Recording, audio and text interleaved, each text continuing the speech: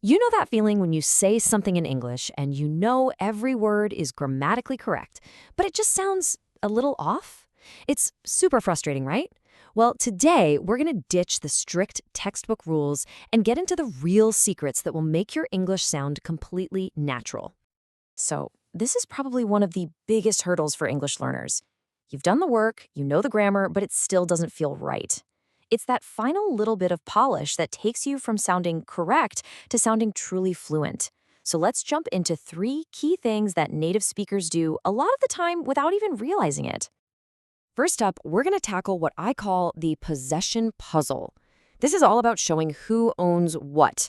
And honestly, it usually just boils down to picking between 2 words that look almost the same but have one tiny, super important difference. Okay, the rule here is actually pretty simple once you see it. Think of the words on the left, like my, as little helpers. They need a noun to connect to, right? Like in my book. But the words on the right, like mine, they're the independent ones. They do the job all by themselves. They completely replace the noun. You'd never say mine book because the word mine already has the idea of the book packed inside it. You can see the pattern pretty clearly here, can't you? For most of them, you just tack an S on the end to go from the helper word to the standalone word. Your becomes yours, her becomes hers. But hey, check out the one exception. His stays exactly the same. So whether you say his car or the car is his, you're using the same word. That's a good one to lock in. Now, for a mistake that trips up pretty much everyone, even really advanced speakers, when you're showing that it owns something, you use its with no apostrophe. For example, the company is proud of its employees. The one with the apostrophe, its, is only and always short for it is. Here's a super simple test. If you can say it is in that spot, use the apostrophe. If you can't, don't. Easy as that. All right, our second key is all about those pesky verbs, the ones that love to break the rules. You know, most verbs are easy. You just add ed to talk about the past, like walked. But a ton of the most common verbs we use every day are irregular. For these guys, it's less about learning a rule and more about just knowing them, making them second nature. So let's treat these next couple of slides like a quick round of flashcards. Think about this morning. You didn't wake up, you woke up. And before you left the house, you probably didn't do the dishes, you did the dishes. See? Here are 2 more you're going to use constantly. So last weekend, you went to a party. You didn't have a great time, you had a great time. And at the end of the night, you didn't get home tired, you got home tired. This next pair is absolutely fundamental. Talking about yesterday, you didn't go to the supermarket, you went. And if you bought ice cream instead of milk, you didn't made a mistake, you made one. And let's wrap up our little verb session with these 2. Last night, you didn't see a good movie, you saw one. And afterwards, your friend didn't come over, she came over. Really committing these to memory is a huge, huge step towards sounding more natural. Okay, our third and final key is, I think, the most important one for sounding truly fluent. It's all about what I call word friendships, or what linguists call collocations. Basically, these are just words that love to hang out together in English. The real secret is to learn them as a single chunk. This is the classic example, right? There's no deep logical reason why we do homework but make a decision. They're just fixed pairs. The trick is to stop trying to translate word for word and start learning these combinations as a single unit. You do business, but you make money. That's just how they work together. Ooh, this is a subtle one, but it makes a big difference. You use important to when you're talking about how you personally feel about something. My family is important to me. But you use important for when you're talking about its purpose or a general benefit, like sleep is important for your brain. This one can clear up so much confusion.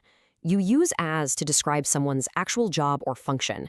He works as a teacher, means teaching is his real profession. But like is just for comparison. She sings like a professional means she's really good, similar to a pro, but it's probably not her job. It's the difference between reality and just a comparison. Let's do a quick lightning round of a few more of these word friendships. A place is always famous for something. An object always belongs to someone. And at first is such a great phrase for talking about how something started before it changed. At first, I didn't like it, but now I do. These little prepositions are tiny words with a huge impact. Okay, time for a little bonus tip that's tied right into those word friendships. It's a way of asking questions in English that might feel totally backwards if you're not used to it, but it's 100% natural. And it's all about moving a tiny word to the very end. Just look at this pattern. In a lot of other languages, you might say something like, "From where are you?" But in everyday English, that little preposition, from, of, to, for, it gets punted all the way to the end of the sentence. What are you looking for? Sounds so much more natural than for what are you looking? Getting the hang of this rhythm is a total game changer. Now, there is one simple exception here. If it's a simple yes or no question, that preposition stays right where it is. It doesn't move. For example, are you from Spain? This whole preposition at the end thing really just applies to those WH questions, the who, what, where, when kind of questions. Okay, so we've covered a lot of ground, the what and the why. But the big question is, how do you actually make all of this a habit? Let's quickly put together a little workout plan to make these patterns second nature. Here's your action plan. Number 1, become a pattern spotter. When you're watching shows or reading, actively listen for these word combos.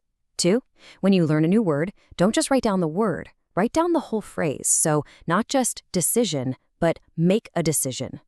Then, and this is the most important part, you have to actually use them when you speak. Try to stop translating in your head and always, always look back over your notes. That repetition is what builds the fluency muscle. And really, that's what this all boils down to. You don't need to learn 1,000 new vocabulary words to sound more fluent. Sometimes it's about mastering these little foundational details. Getting them right has a massive, oversized impact on how natural and confident you sound when you speak. So, I'm going to leave you with a question to get you started on this journey. Think about those collocations we just talked about. Make a decision, famous for, belongs to, and just pick one. What's one word friendship you are going to try to use today? Answering that is your very first step.